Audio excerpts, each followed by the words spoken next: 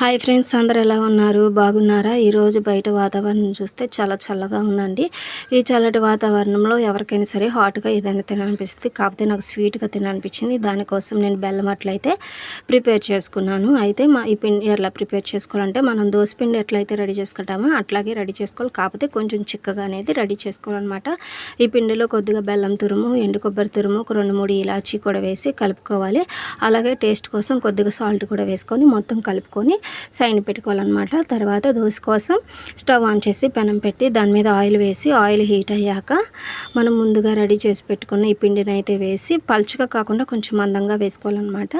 వేసుకొని సిమ్లో పెట్టుకొని కాల్చుకోవాలన్నమాట. సిమ్లో పెట్టుకొని కాల్చుకుంటే దోశ అనేది చాలా బాగా కాలుతుందన్నమాట. ఈ బెల్లమట్ట అనేది అలాగే చక్కగా మంచి కలర్లో ఈ దోశ అనేది మనకి ప్రిపేర్ అవుతుందన్నమాట. అలా మనకి ఎన్ని దోశలు కావాలంటే అన్ని దోశలు ఒకదాని తర్వాత ఒకటి మనకు కావాల్సిన అన్ని దోశలు అనేవి మనం ప్రిపేర్ చేసుకోవాలి.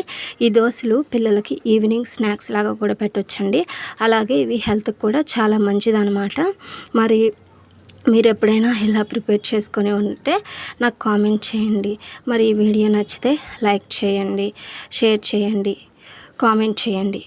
వెళ్తూ సబ్స్క్రైబ్ చేసుకోండి ప్లీజ్ సబ్స్క్రైబ్ మీ. Thank you. బాయ్.